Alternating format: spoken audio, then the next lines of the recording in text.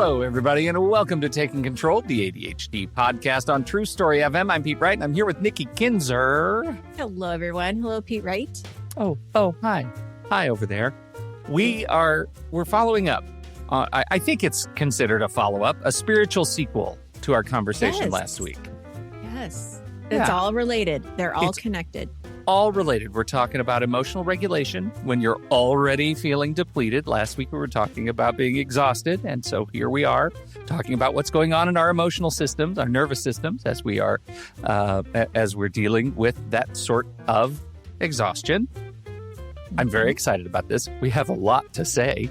And before we do that, we're going to say, hey, head over to takecontroladhd.com to get to know us a little bit better. We've got the show there. Of course, you can listen to it. Would love it if you would join the mailing list. And, we'll send you an email each time a new episode is released.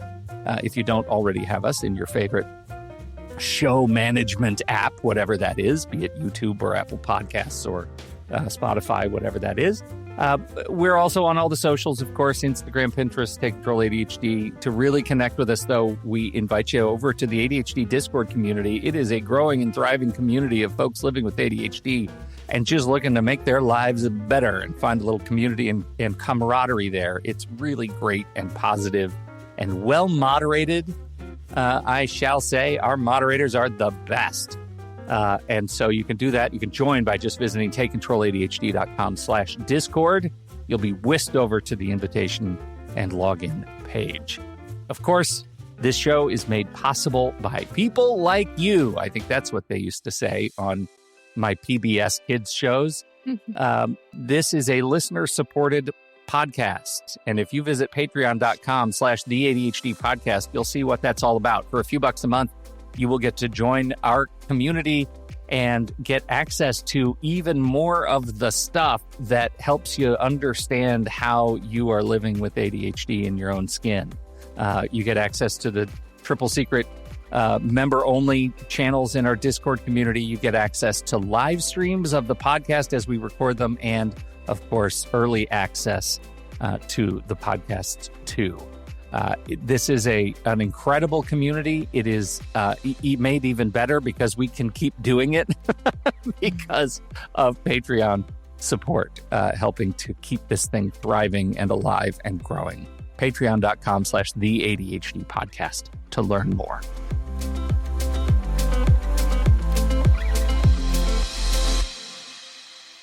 Okay, Nikki, emotional regulation when you're already depleted. Oh, dear. Wow. All right. So as you said, last week we talked about compassionate reframing.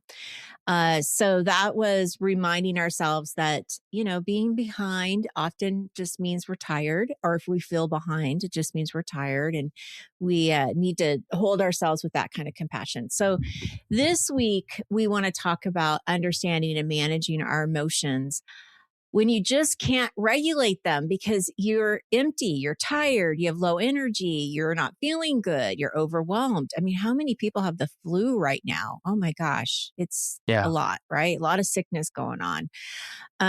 So I think we forget that those things, for us to regulate our emotions, we have to be in a state where we're feeling good, that we're able to manage them. And sometimes that just doesn't happen when you have ADHD, because most of the time there's this emotional dysregulation where these things can feel real intense at the time. So I want to talk a little bit about what these things mean. So I'm going to go into education mode, if that's okay with you. Absolutely. Teach me, Maestro. I'm going to teach because we talk about what's the difference between emotional regulation? What's the difference with what's RSD then? Is that emotional dysregulation? And what's regulation? And there's just so many things that we throw out there. So emotional regulation, right, is when you're able to manage the intensity of whatever you're feeling and you're able to recover from it. So that's when you know that you're upset, you can sense it. And so I know that the best thing for me to do is, instead of talking to Pete and telling him how I really feel,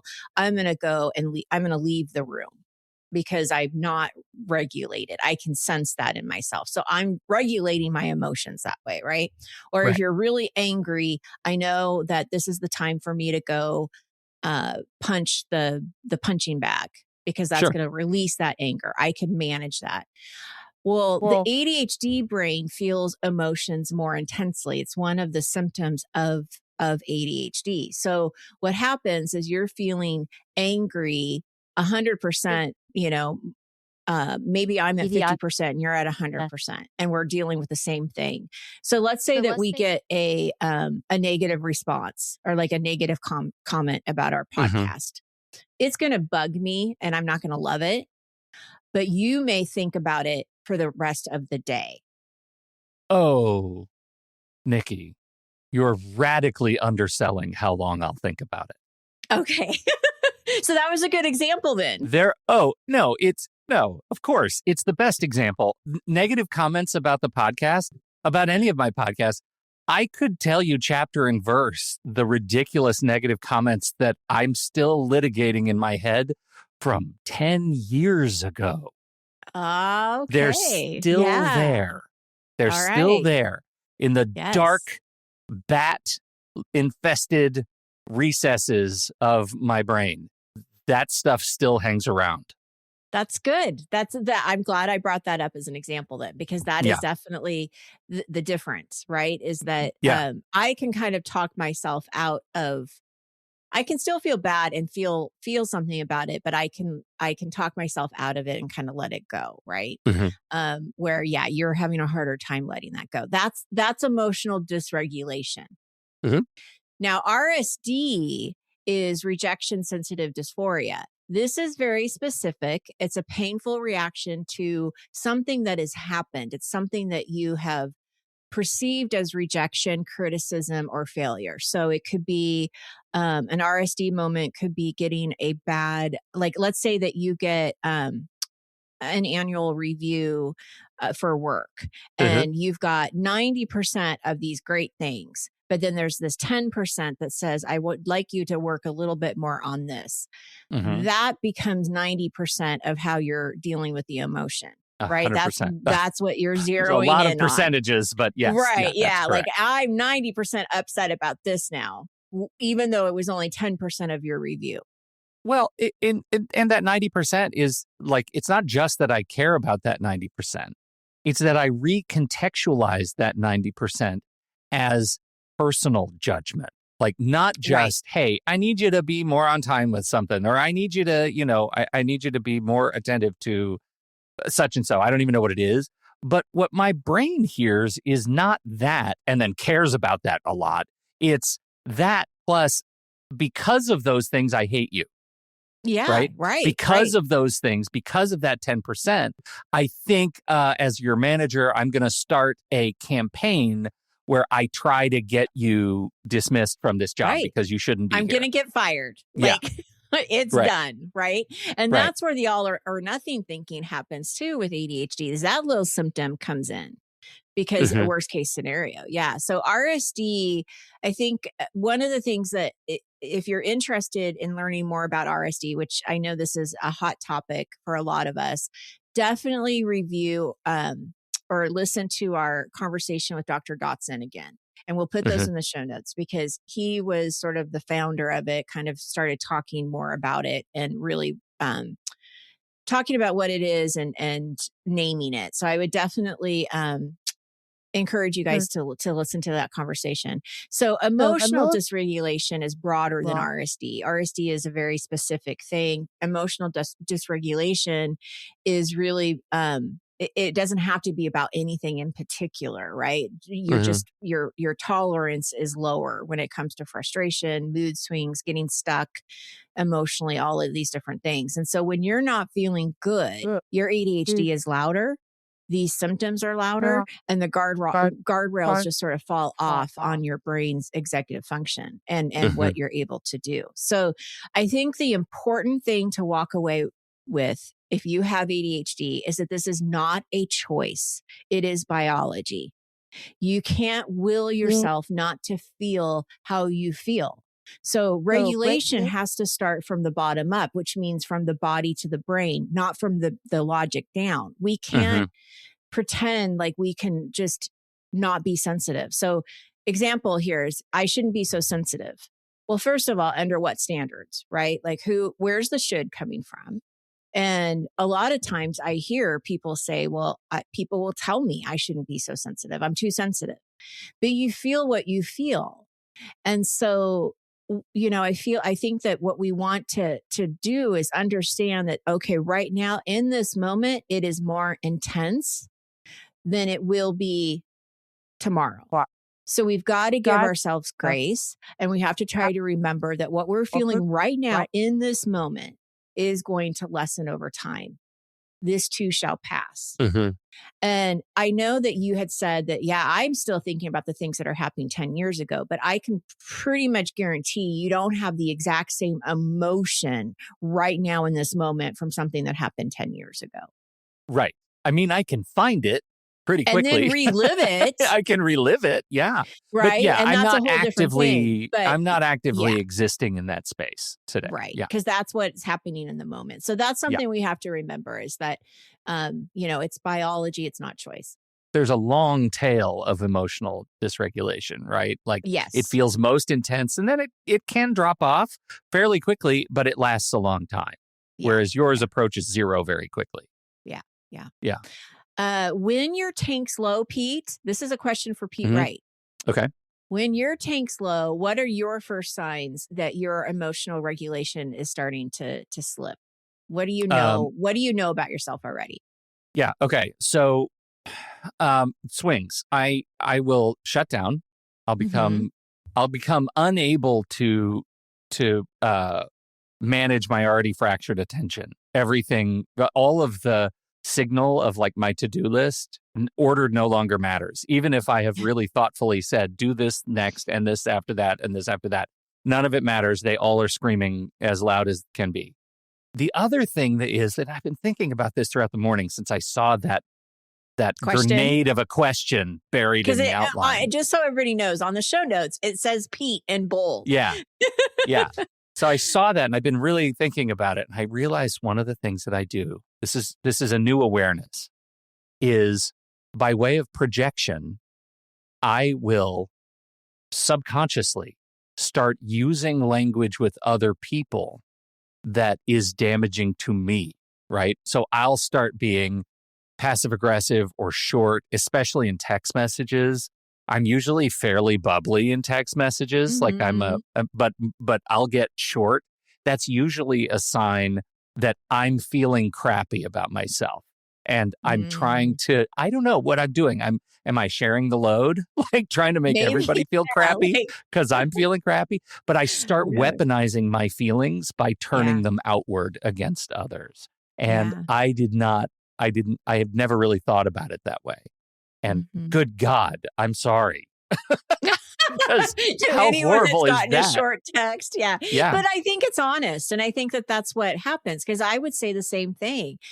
What I notice is I'm definitely shorter with my family. Cranky. Because most of the time, I would say I'm a pretty bubbly, happy, easygoing person. And but if I'm not feeling well or I feel depleted, I'm definitely much more on edge. And my family is the ones that get it because they're the closest to me. And I feel like when I'm at home, I can let all my guard down, right? But if I'm at work, I can't be like cranky and snappy to a client. That would be horrible. Like I'd lose my clients, right? So, but when I'm at home and I'm with my family and even my friends, I can put that guard down. So I think that, I'm definitely the same way. So yes, family, sorry if I've been, snippy, snappy at you. Yeah, for sure. But definitely. So I've also heard some clients say that, like someone's tone can annoy them if they feel like they don't understand the tone. Like, is this person really angry with me, or are they like being sarcastic, or are they joking? Like that can be really hard to figure out. So that can be hard, or they can feel it physically, like they've been hit in the stomach or in the chest. And then that all or nothing kicks back in. I start thinking the very worst. I've ruined everything. This person hates me. I'm getting fired, whatever it might be. So I Yeah. think that awareness is one of those things that we really do want to think about that question, so the people that are listening, when your tank's low, what are the first signs that your emotional regulation is slipping? Because the more that we can become aware of it, it doesn't necessarily mean, again, we're not fighting our feelings, but we can just know that, okay, this situation that I'm going into is going to be a difficult one. Mm-hmm. And be able to set the stage to that a little bit. But again, I want to just say this is not a moral failure on anybody's part. This is your nervous system saying, Right. I'm overwhelmed, right? Biology, yes, chemistry. yes. Yeah, for sure. So what are some practical things that you can do when you aren't able to regulate? And when I was doing the research on this, it was really interesting because one of the things that it said was that ADHD brains, they don't want a 5-step plan, Right. which is funny because I give you guys a lot of 5-step plans. So I hope that's not entirely true. But I can understand that when you're in the middle of an RSD episode or you're feeling really intense about something, yeah, you're not going to go back to, oh, what did Nikki and Pete say? What's step 1? What's step 2? Right. Like I get that in this context, that totally makes sense. We can't talk ourselves into being calm. So what can we do? I want to ask you, Pete, before I kind of go to my go-tos and what I do and what I suggest my clients do. What do you do if you know that, okay, I'm being cranky. I just sent a text that probably wasn't the nicest thing. Yeah. What do you do? I'll tell you, and I want to do a bit of a sidebar on another recommendation for a couple of books by Stephen Borges, which the first one was called Polyvagal Theory, the Polyvagal Theory, and the follow-up to that was Polyvagal Perspectives. Now, I was recommended these books by Dr. Dodge back in the day, and so it's been a long time. And I was going through some stuff, and Dodge said, these are going to be interesting look inside yourself. Now, let me just tell you, the premise of these books is all about how, how the vagus nerve and the parasympathetic nervous system controls us and deals with this regulation. And he talks a lot about neuroception, right? That this neuroception is the subconscious detection of safety or danger. And as we know, for ADHDers, our neuroception is completely miscalibrated, right? We perceive criticism, time pressure, mundane frustrations. They're all existential threats, right? That's one of the grand premises of these books. Now, the first one, Polyvagal Theory, you would think you should read this first because it will totally help you understand it. I say don't do that because it is just a collection of journal articles and such gigantic words that I probably got 15% of it. Like it is just that's saying a lot because book. You have good vocabulary. You have a lot of big words in your vocabulary. So I'm telling you, this book is a banger for high-minded concepts. Now, Polyvagal Perspectives is full of interviews and conversations with people about these topics, and I find it imminently more approachable. And what the big lessons here is that regulation does not come from, as we've said, willpower or breathing exercises alone. You have to tell your nervous system that it is safe again. You have to find a way to get your nervous system to perceive safety, right? And that can come from a number of different ways, but it really is, if that's our foundational goal, that safety is the treatment, what are you doing to be safe, to feel safe again? And for me, it goes back to connection, right? Connection is biology in this context. It is not sentimentality. Co-regulation, again, this is a precept from the book. Co-regulation, borrowing calm from another's nervous system is neurophysiological process, right? It is not just feeling better because someone cares. It is a physiological process. Being with other people is a massive physiological credit to feeling safe again. So for me, that is 100% it. If I try to do it by myself, it will take me longer and I will feel worse along the way. The last thing that he does that he talks about is the vagal brake. When you're in a regulated state, your vagus nerve acts like a brake on your heart rate and your stress response and even your digestive system, right? It is a regulator. ADHD and trauma and chronic stress, all of those things can impair the brake, which is why you feel like you're always on, because it's like somebody has cut the brake line and you have nothing in your system to say, whoa, this isn't real, right? This is fake experience. This is manufactured experience and this is a figment. This is a phantom and I can move past it. When you don't have a vagal brake, you're setting yourself up for trouble. So all of these things, the stress and trauma and sleep and all of these things, they're just sawing away at your vagal brake. And so I keep that like in the back of my mind. I think that's a really useful concept. So for me, it's about people, right? It's about connection.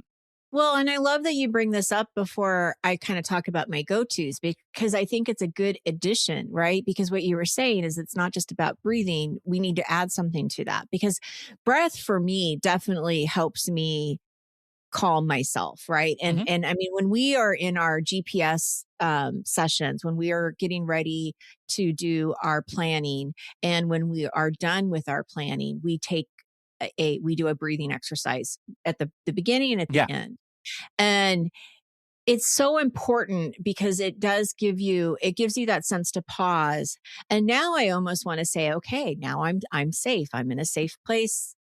But look at this, Nikki. Look at what's so interesting about that. You're doing that at the beginning of GPS when you are together with other people. Right. It's all about connection. It's and all community. about connection. And I think that's really... you're in a safe place. Yeah, you're in a safe community. Place. What I think what Porges would say is that breath is great. And when you are in a compromised state and you are alone, breathing is a start, but wow, is it more important to get yourself into a safe place with someone else? And I think what you're describing is exactly the punchline of that setup, which is look at what we're trying to do together to make sure that we're set and calm and that our vagal brake is functioning. And we're doing that using a multitude of tools at once. But the most important one might very well be that you're doing it in a group. Well, I also think what's so interesting about what you said too is that you're borrowing from someone else's calm. And so like, I think about one of the things I do periodically during the day is I will go and pet my dog. And sometimes he nips at me. So sometimes he's not that calm. Sometimes, but for the most part, he's trying to cut your vagal brake. Yeah. But for the most part, he's like all snuggly and cute and I'm able to like pet and love on him. And it like releases that any kind of stress. And so you can kind of you're taking that from something.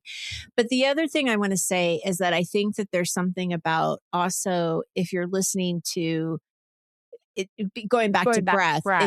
If you're by yourself, you're not in community, finding a meditation or someone that calms you when you're listening to them, I think could also be a really good thing. Because I follow one particular person because I like how she sounds. I like whenever I listen to her, I feel calm. And so I think that I can see how that makes a big difference. On a side note, we're doing this organizing challenge, and there's a member that has been a member of the challenge for a few years. And she doesn't know this, but I'll tell her on Saturday. Her voice just calms me down every time I hear her speak because she's so positive and she's so like lovely. And she's just got this like calmness to her. And so I can see where like it definitely I can see all of those things. I am safe. Yeah. Very important. Good job, Yeah. Pete. Well, hey, thanks. But I'm going to also Yeah. add in a couple of things that you can do when you're safe, but that does break the what's happening, the pause, that where you need the pause. And this is something and actually she's in the chat room right now listening to the live stream. Ice cold water. If you splash that on your face, or you go and put cold water under your hands, go outside when it's snowy. Oh, especially on your wrists. Yeah, on your wrists. And Dr. Tamara Rosier talked about this too. That cold water, and I'm sure there's something biological about it, but it stops you in your tracks. And so that is something too that I just want to say, that try it. If you haven't tried it, try it and see what happens. Yeah. In the note, you also have do 10 wall push-ups and pace while breathing.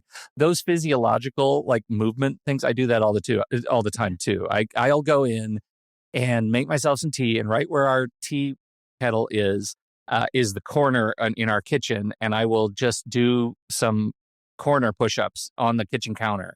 And I find that a huge reset to, especially for context shift, but also for just reminding myself that I'm safe. I'm in my house. Everything is firm. Everything is solid. Nothing is giving way beneath my feet. All of that. Love it. Yeah. All right. So after we've done some grounding, whatever that looks like for you, we definitely want that awareness to come back around and name the emotion and what do you think you need at this time. So if you can say, I'm feeling angry, I need to what, or I need to call my best friend, or I need to talk to my spouse. What does this emotion need right now? And I think that can make, that can also be something that you can do to help you not get out of it, but help manage it. And so that can definitely help and make a difference.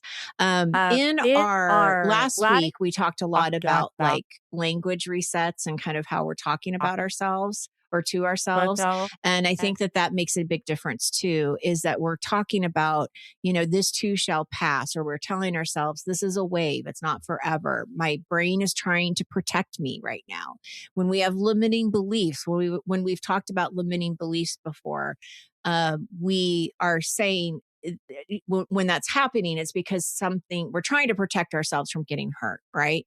And so it's a good reminder to say that this is what's happening.